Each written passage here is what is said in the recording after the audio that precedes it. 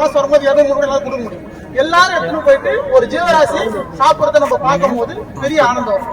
இந்த ஆனந்தம் தான் நம்மளுக்குள்ள ஒரு அறிவு விளக்கத்தை ஏற்படுத்தும். உயிர் வழிய உன் வழியா நீ எண்ணும் போது மட்டும்தான் உன் ஆன்மலாபத்தை நீ பெற முடியும். அது ஒன்னே ஒரு சாதனைன்னு சொன்னாரு. அந்த சாதனத்தை நாங்க தெரியாம செய்ய ஆரம்பிச்சு ஒரு பெரிய அறிவு பெற்றோம்.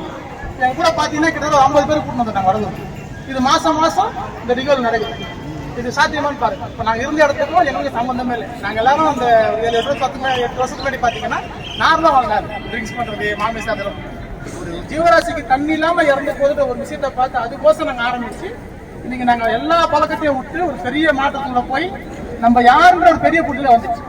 வல்ல சொன்னாரு, தயவுதான் என்ன யாராவது நிலைமிசை மேல ஏத்தி சொன்னாரு. அந்த தயவு இருந்தா என்ன நடக்கும்ன்றது அவர் அனுபவிச்சு உடலையே மாற்றமாக்கி ஒரு பெரிய விஷயத்தை வெளிப்படுத்திட்டு போயிட்டாரு. நம்மள எல்லாரையும் அந்த மாதிரி பண்ண சொல்றாரு. ஏன்னா அதை செஞ்சாதான் நமக்குள்ள மாற்றம் வரும். ஏன்னா இங்க எவ்வளவு வலி இருக்குதுன்னு நம்ம எல்லாருக்கும் தெரியும்.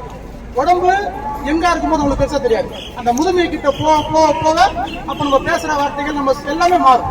அந்த மாற்றம் நம்மளுக்கு வரக்கூடாது, அது நிகழக்கூடாதுன்னா நம்ம இளமையில இருக்கும்போது நம்ம கருணையான செயலை ரொம்ப டீப்பா செய்யணும்.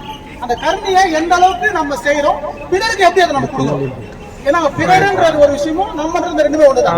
அப்ப இந்த பிறருன்ற ஒரு விஷயத்துக்கிட்ட நம்ம எவ்வளவு மூவ் பண்ணி போறோம், எவ்வளவு கிட்ட நெருங்கும். ஏன்னா சாதனை அப்படின்னா அது கருணை தான் சாதனை.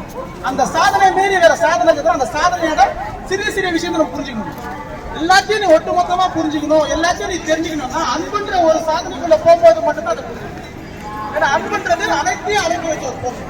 இதை எல்லா ஞானிகளும் சொல்லுகிறாங்க. எல்லா ஞானிகளும் எதை பத்தி பேசணும், கடைசியில அன்புதான் போகும். ஆனா இருக்கிற வள்ளலார் நம்ம எல்லாத்தையும் செஞ்சு யோகம் பண்ணிருக்காரு, தவம் பண்ணிருக்காரு, தியானம் பண்ணிருக்காரு, பக்தி எல்லாம் பண்ணிருக்காரு. ஆனா இறுதியில ஒரே சொல்றாரு, யாராவது நிலைமையுமே தயவு தான். அப்ப நம்மளுக்கு ஆரம்ப பாடம் தயவு தான். நம்ம தயவை கொண்டு போகும்போது மட்டும்தான் அவர் எட்டி அந்த நிலையை நம்ம எட்டுறதுக்கான வழி ஈஸியா இருக்கும். அந்த மாற்றத்தை நம்ம புரிஞ்சுக்க முடியும், சொல்ல முடியும். ஏன்னா இங்க நம்மளால முடியுமா அப்படின்னு ஒரு கேள்விக்குரிய இது நம்ம நடக்குமா, நடக்கணும் முதல்ல நம்பணும். அதை நம்பணும்னா இந்த செயலை செய்யும். இந்த மாதிரி அன்புன்ற ஒரு செயலுக்குள்ள நம்ம எந்த அளவுக்கு டீப்பா போறோமோ அவர் சொன்ன மாற்றம் நடக்கணும்னா நடக்கணும்னு சொல்ல முடியும்.